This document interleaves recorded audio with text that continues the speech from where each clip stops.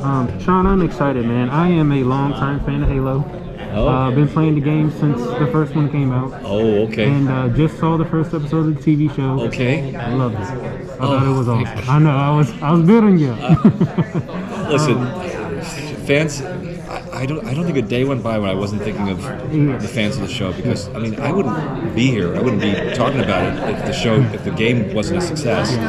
And I've learned about its history and how many people are playing it at every one given time. So anyway, so thank you. I'm very. It means a lot. No, I'm excited, man. You had talked about it in the panel. You didn't know a lot about it. You were kind of familiar with it. You saw your nephews play it. Yeah. And I think you can kind of attest to. I'm a much later fan of other series like Star Wars and Star Trek. I became a fan later. And I think you could attest. Like, it's just cool to see a show that I used to play when I was little. Like, now it has a live action thing. What made you fall in love with it? Well, from just a music challenge point of view, I was very excited about the challenge of it, because it's an ecosystem, a universe and a story that's got a 21-year history of rich history.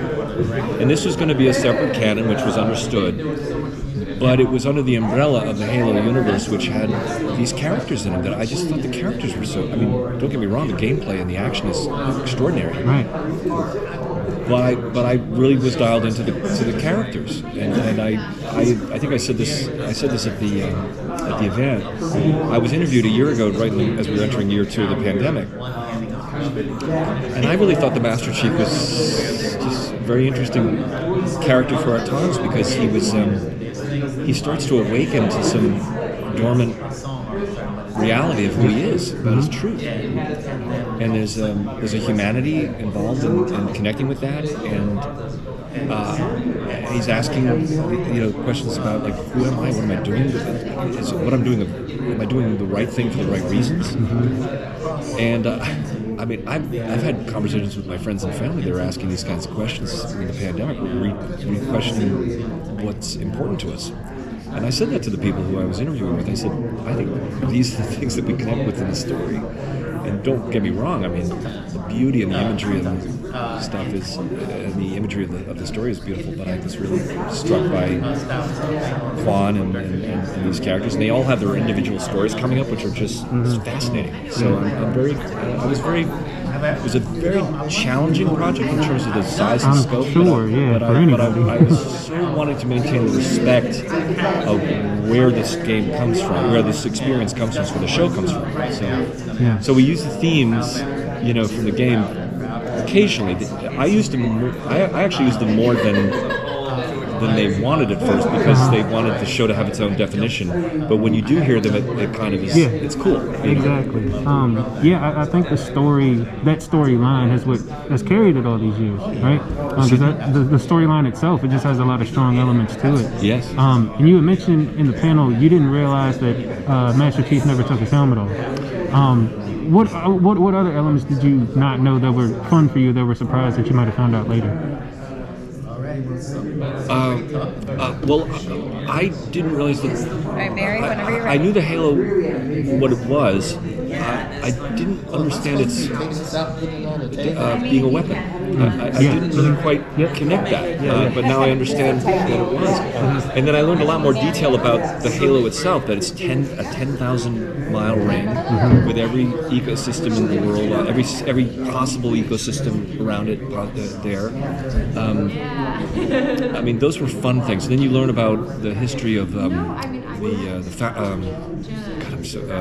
artifacts and the particular connection certain people have to touching things. That was very juicy.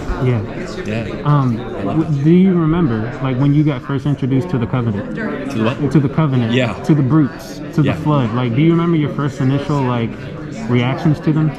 Well, let me see now.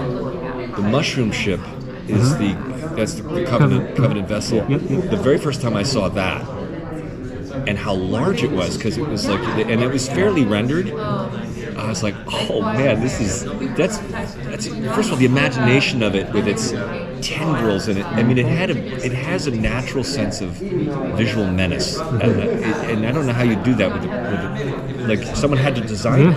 Someone had to design it, and it really looks and then the voice of the I forgot his. Sorry, I'm still forgetting the names, but the priest, the people in the council. I was so the prophets. I was so interested in the sound of their room and so forth. So it was always really even when it wasn't fully CGI'd rendered, even when it wasn't rendered, you saw some of the actors. You still got the essence of the performance and stuff. But then once you started seeing it come together with the graphics and the later cuts, it was pretty. It just got more exciting. It's like driving. It's like driving towards. You see the mountains, and as you drive closer to it, you see more definition, and you get more excited because you see more detail. That's how it was when we were getting the show together. Super cool. With that too, what was it like working on something like Jessica Jones and then going to something like Halo? Jessica Jones. It's funny. Someone told me that the MCU universe was, when you have the Jessica Jones character, they save the world, but the Iron Mans, they're saving the universe. And so Jessica Jones was what they both have in common is I think their characters are really, really interesting. They connect with something in us.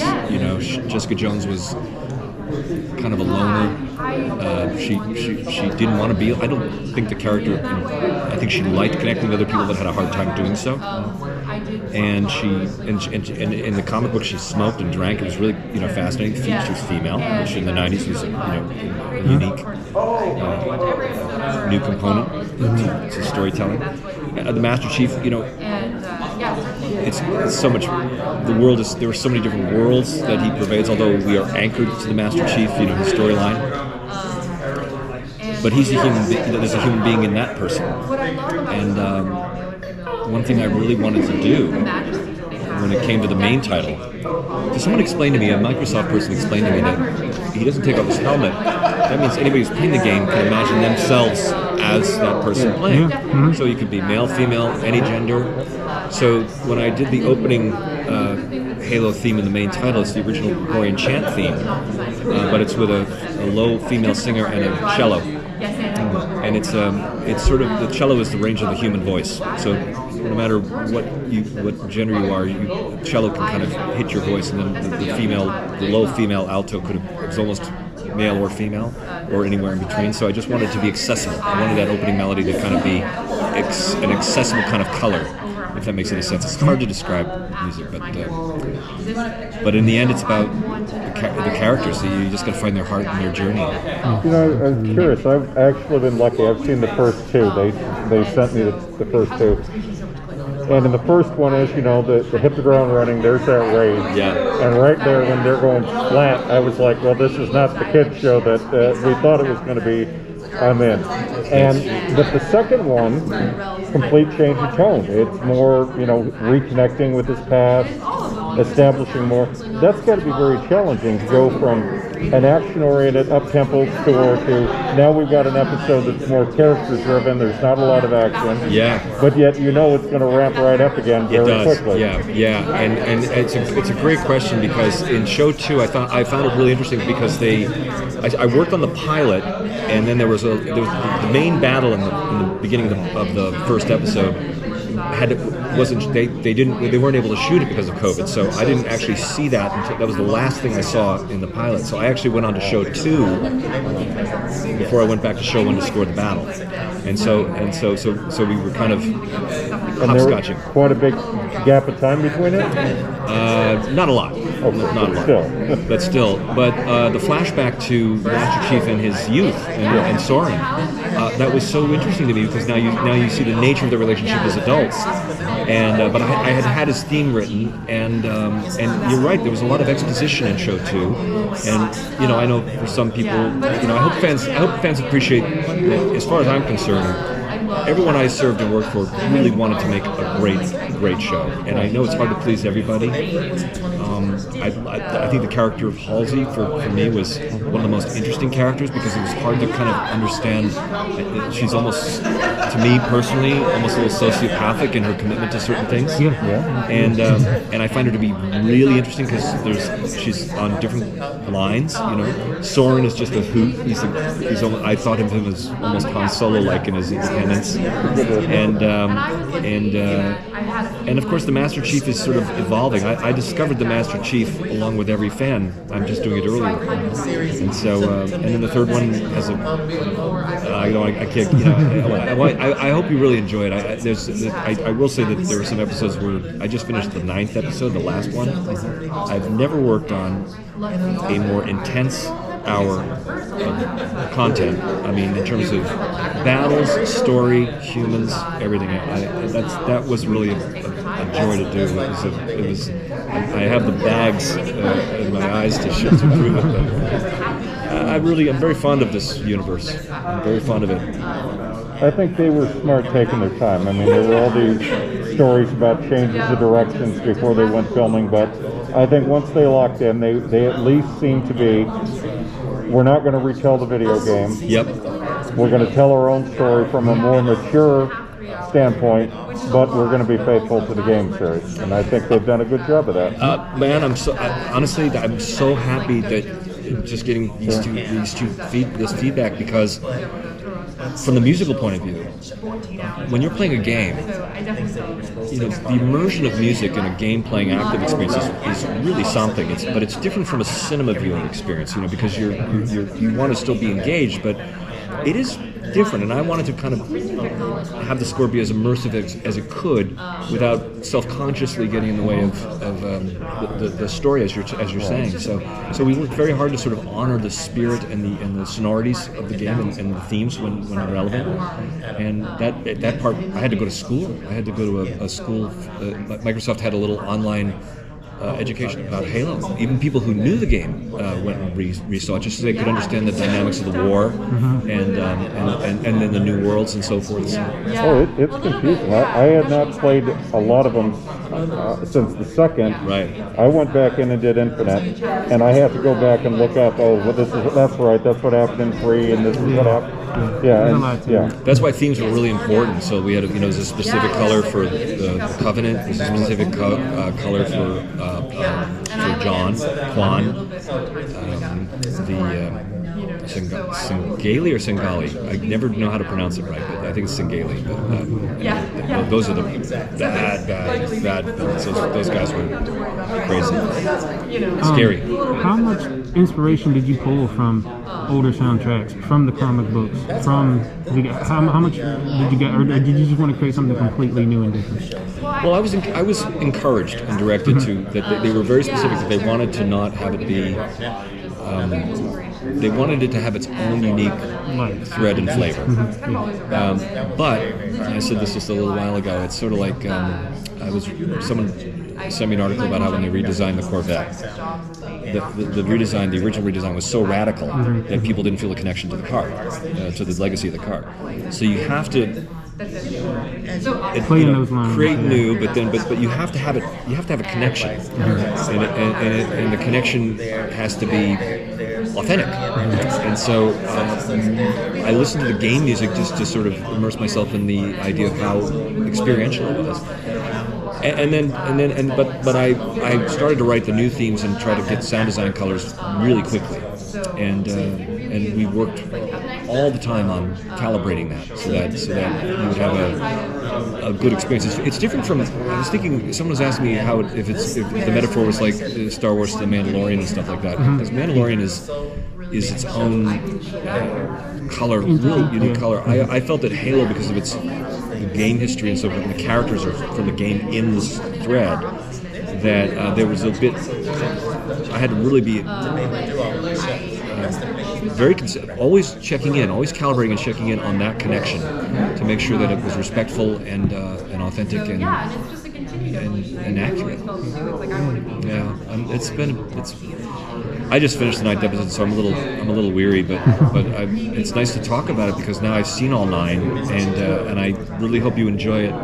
I will say as much. I love the first 2, but I think even the next 6, next 7 are even better. So.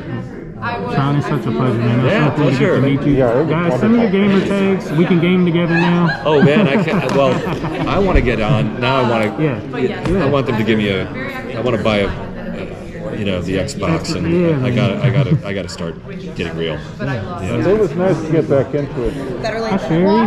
Hi. Hello, for being here with us. Thank you.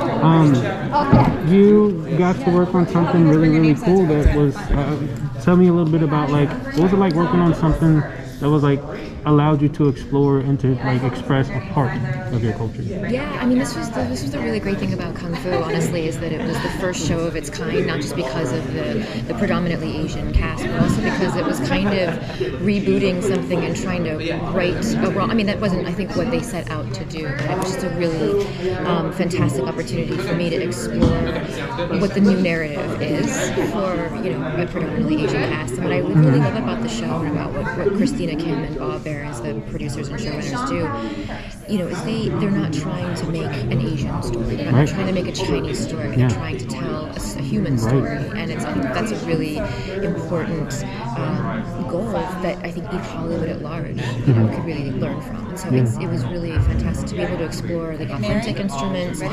Something that I felt puts us in the show and puts us in. In the setting of the story for some of the mythology and the legend. I think that's really important. But then also there's places in the score where it's not culturally specific because it's about a human story, a universal, quest of trying to find one's purpose. What is the right thing to do? So, on that note too, I've talked with a lot of like comic book artists and stuff, and it's like when you have a lead that is female, that is Asian, you weren't like going for that aim, right? Like you weren't doing that. So like, how does that translate into like making music for it too? It's like you're not thinking, okay, I got a 30-year-old lead, he's a black male, whatever. Like you're not thinking about that. So like, how does it like, okay, this person feels like this, they behave like this. Does that translate it over to like making the score? I mean, that's a good question too, but it's for me, it's about the story. So it's like if the story is touching upon maybe an immigrant, like maybe talking about how the parents are, they're immigrants, and they talk about the racism that they have felt or the struggles that coming to this country, just like what their credentials were there. Now they can't do the same thing. And I think those are times that I do think about. I mean, it's even then, it's still about the story. It's like I'm thinking about, this is actually important to comment on this. But I don't tend to see that, like see the color or see the race or that kind of thing. It really has to stick with how does it support the story. And there are times when it's like, we need the percussion, or we need the air hoop. I think those are times to use it, and other times not. But no, I don't really see it that way. With that too, I got to start Kung Fu. I haven't finished it yet. But when the villain comes in, or when she's having conversations like with her brother about certain things, the mood of the villain, the mood of some of these conversations, how does that put into effect of like when creating music for it? I think villains are like my favorite to write for because I think there's something about they're very complex because they're human, right? In this case, they are human. However, done shows where that's not the case.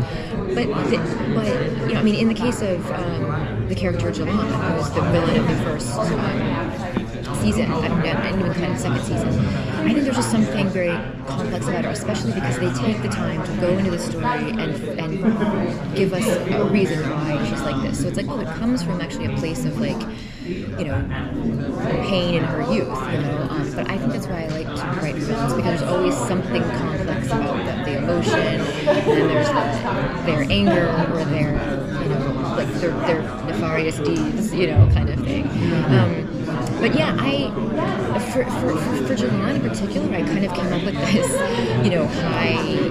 high-pitched, screeching air hoop sound from her that I didn't even realize was going to be the thing, but it was more like, what's something that just really announces her on screen? Not that she needs it, because she's amazing when she, enters screen, but something that just, again, something that's just going to really announce her and her, that it can be really attached sound-wise to her.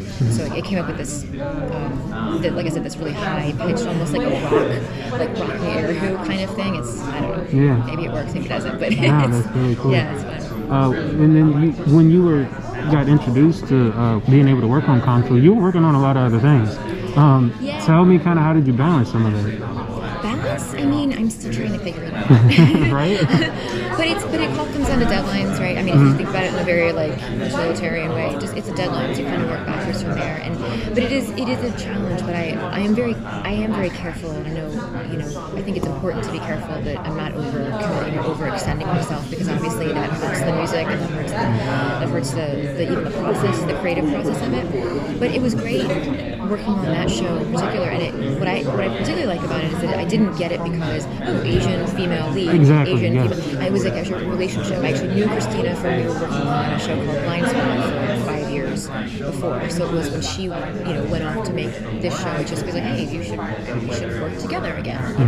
So I love that there was a relationship there, which I think is really, in my opinion, like that's where the collaborative. I think that's where the magic is. It's not just like, oh, let's get a person who looks like this on screen. Exactly.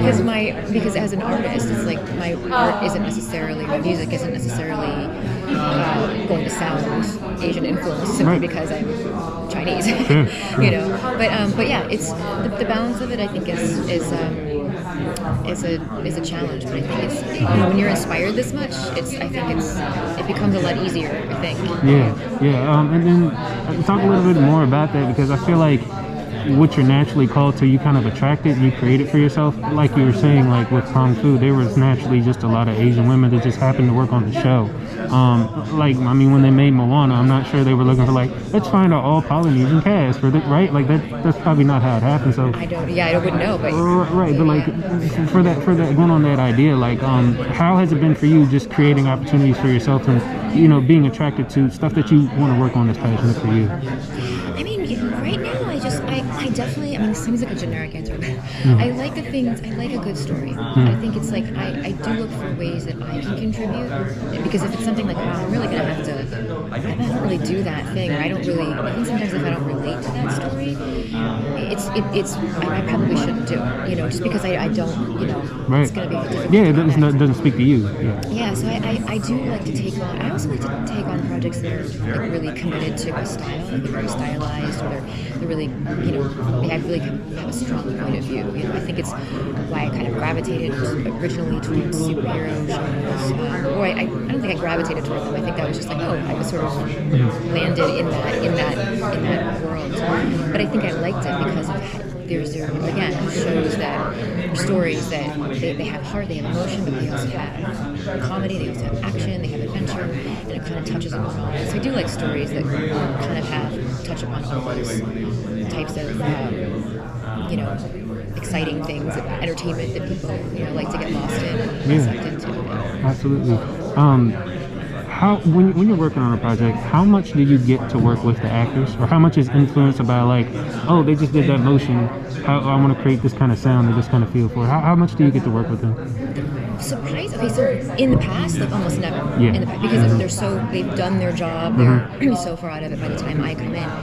But actually on Kung Fu, what was great about the second season, and I won't be giving anything away, what was great about it is that there is something about the bell that they're working, and so we know about the bell, and so they actually reached out to me when they were in the writing process, and there was a place where the bell was going to get used, and that this is storyline, but there was something that's going to go happen, but it's a musical.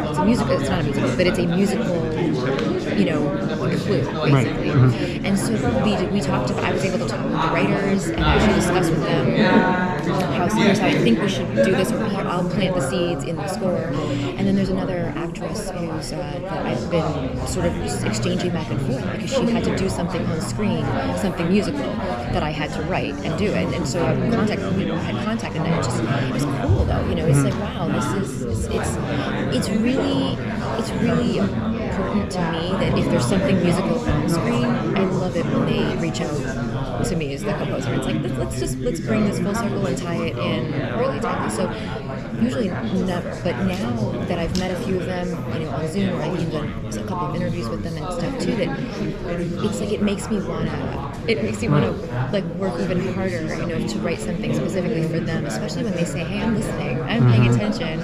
And now that I know that you're writing stuff, when I do scenes, I'm going to think about the music that you're doing. So it's actually really special, and I'm kind of surprised that it hasn't happened more in the past. Yeah. But I just think this was something magical about the show Kung Fu. I think this is really great about that too. Is they're really open to that. The actors are and the writers.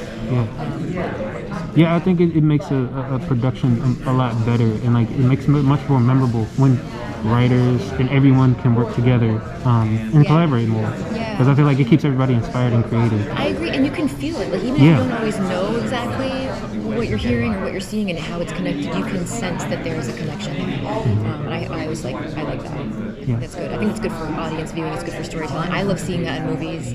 I love like when I'm watching that in movies or TV. It's like, oh, that's cool. You know that there was a movie. What made you decide that you wanted to follow a path of music, and like how did you get into like writing scores for productions? Because that's a very specific, like, but fun and really creative thing. Very specific. And when I started, when I realized I wanted to do it, there was like, it was so difficult to even learn and research like where do you start? Didn't really have the internet the same way that we have it now. I'm a classically trained pianist, and so the music was there from the beginning. And I think because I just sort of knew that a composer, because we studied my composers in classical music, and so I kind of knew that was something that you do, or that something that someone can do. And then I saw Robin Hood, Prince of Thieves, Kevin Costner, had a really phenomenal score by Michael Kamen. And I had just never really heard music like that before. I just never, that moved me, that matched the picture and really evoked all this emotion. And I was like, I'm going to do that. And I was young, I was like 12 or 13 or something, so, I just kind of had that in my mind. Like, I'm just going to go study this and get to high school and college and then all the rest of it. So I did actually do an undergrad in composition and theory, and then I did graduate school but I saw that movie and I was like, that's the score. I bought the soundtrack and listened to it, played it over and over, and like, I don't even know how to do this, what I'm listening to, but that's what I want to do. And so I just pushed and got out to Los Angeles, which is, probably don't really have to do that as much anymore, but this is the place, this is where we're making the magic. So, but I was one of those kids who was like, I want to do that. Yeah, no, that's cool. Before we get you out of here, I think we're getting close to time. They mentioned in the panel, what were some of the scores that like changed your life? And instantly I thought of several. I believe you said you had several in mind. Yeah, it was definitely Michael came and scored to Robin Hood, Prince of Thieves. And I did mention in the panel, but like even like in sort of my older, more adult years and stuff, as I was kind of grew up on Buffy the Vampire Slayer, so I'm kind of growing up on that show, and then watch it well into like when I'm in school, and I'm like, wow, this is just a really it was kind of the first time I really realized like music kind of has to do this because like while the show was amazing, had someone gone in a different direction, it would have landed differently. And it's not only just the power of music and the influence of it, but it's like working on superhero shows or kung fu, like things that have mystical qualities, things that are otherworldly and otherwise unbelievable, need music to do something to. So anyway, that score, and just Jerry Goldsmith and all of his music as well. It's just these are John Williams, and these are people that just are master craftsmen at their job. And it's like we kind of all grew up on these emotional experiences, and so all the greats. and knowing that this what you do has the potential to really affect somebody for years later. Are you thinking about that when you're creating, or are you just, like you said, just focusing on the elements of the story when you're making it?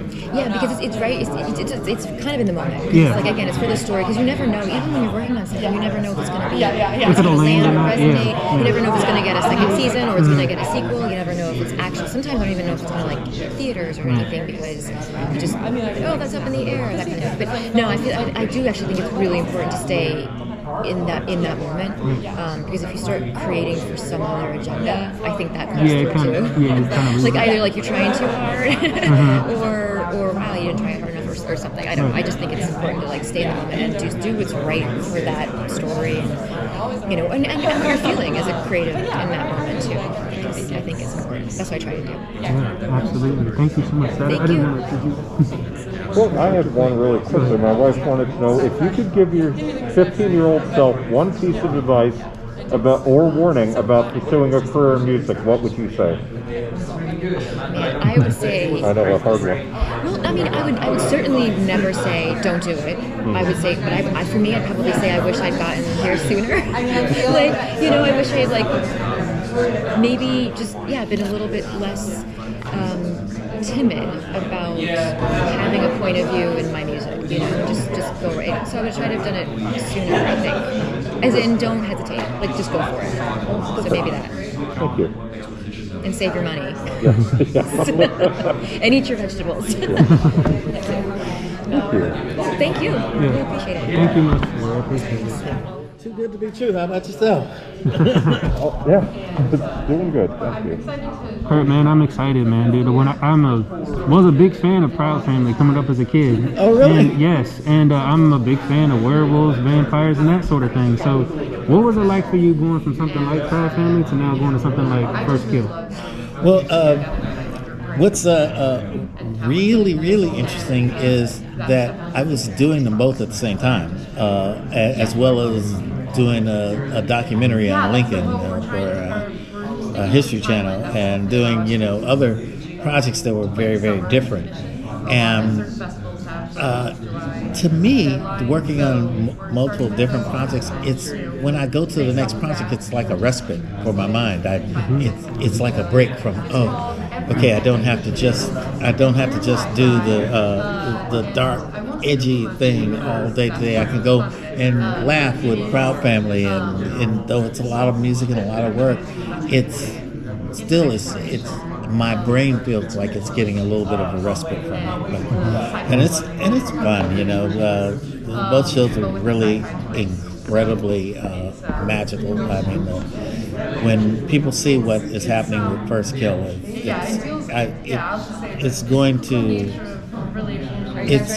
they rip up everything that people think they know about vampires. And I think that's what makes it fun. And that's when it's really exciting and fun. So you have to start approaching it from a different way. You can't just come in and do your thing the way it was going, the way you've always done it. Oh, I've done vampires before. Yeah, let me do this. Or I remember there was this vampire movie. Let me just take a little bit from that. This has nothing to do with us. Nothing whatsoever. It's so exciting to see and to be a part of this world that that Felicia Henderson is creating along with the writers from the show. It's just amazing. Yeah, really cool. Proud Family. I mean, when it came around, Louder and prouder. Yeah, when it came around for its time, I mean, it was, even to this day, it's something still that's pretty revolutionary. What are some of the story elements that you focused on kind of bringing to life when you were working on it? On the first one or this? Both. Well, Proud Family has always been very a big advocate of talking about things that maybe everyone wasn't talking about. I remember the Kwanzaa episode in the original Proud Family. I mean, half the black people in there didn't know what Kwanzaa was and how you celebrated and all that. And when you switch to today, they've already introduced, like I said, a mixed family that's also a family with two dads instead of a mom and a dad. And I thought, this is real world. This is really what is occurring now, and it is so beautiful to see all of these stories that we all know are going on come to light, in a very moving and special way. I remember when scoring for the first scenes with the two dads and thinking, this is important how we handle this. You know what I mean? It's really, really important how this is handled, and that we're able to say something that's important, say something that's special, but at the same time be funny. Nobody's all nobody's out of bounds on Proud Family to make a little fun of. So it's been really exciting to be a part of it. The showrunners are Ralph and Bruce, who we affectionately call R&B. Yo, R&B got a music note. What's up? But they've been really excellent at incorporating just very real sounding characters that I think that's the deal. What people really got attracted to Proud Family in the first place. There's these characters that sound like something that I knew that I had grown up with, you know. And for anyone who didn't grow up in an African American family, it's like a peek behind the curtain, you know. And that's always interesting to anybody to see something that is different than the way you came up and learn from it and see. And ultimately, we're all trying to do the same things, you know. We're trying to raise happy and healthy families and love each other and hopefully get ahead. You know, be able to pay a bill or two, and if you're, in my case, hopefully one day to sit down at a table at Wondercon and chop it up with people who are interested in music. Yeah, very cool. At the panel, the question was asked: are there any scores that changed your life or that really had a big impact on you? I thought of several as soon as you asked that question, and I feel like each panelist had a few. You mentioned 24. Yeah, it's a great score. Were there any others that you had in mind? Yeah, actually, I like I love the score for Spartacus. And that for a long time was my one of my favorite musical scores. I just thought that the love theme in there was just amazing, just a beautiful piece. I'm a very melody-driven person, and just the beautiful melodies that were in that score, and just the way they played action was so exciting, and it was just epic. I mean, much like 24.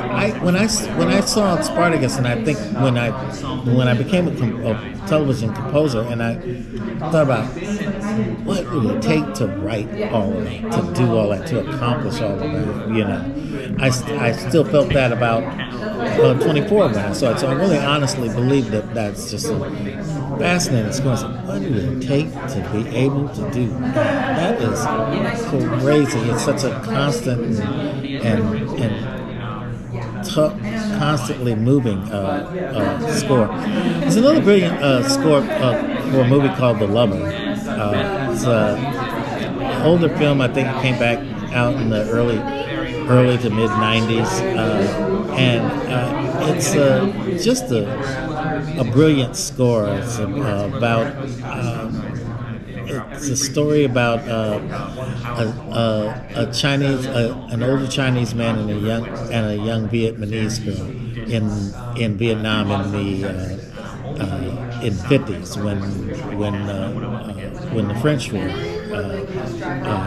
had been occupying Vietnam, and this rich older guy who was probably in his 30s or something, you know, and this girl that was probably 20 years old or something, you know, and they had this passionate love affair. And what I loved, one of the things I loved about that score is the dance between the score and the sound effects.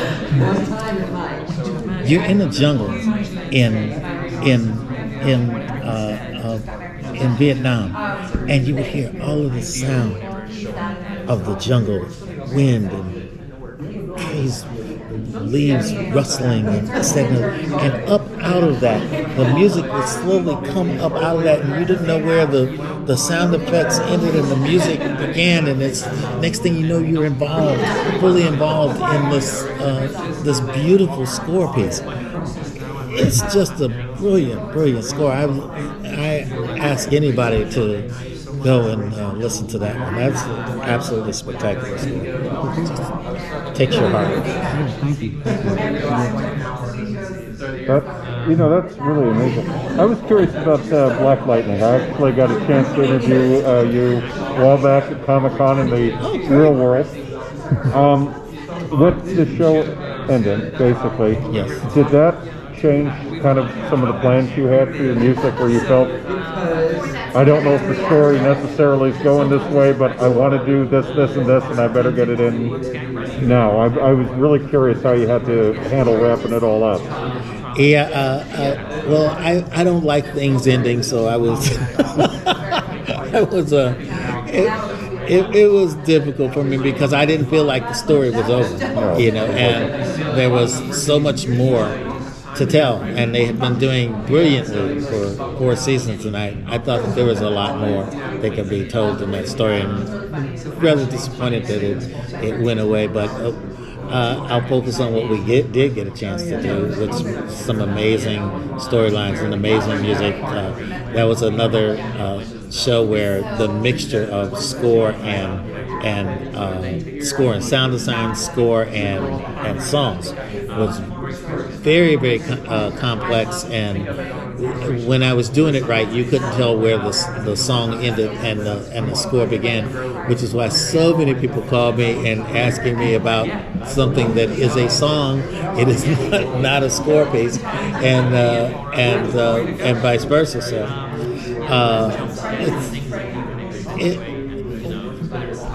in that last season, we did get a chance to do something really, really special and different, because they were planning for a spinoff of Painkiller, and we did the whole Painkiller episode where they went to this town where he was hiding out, and it started a new life there.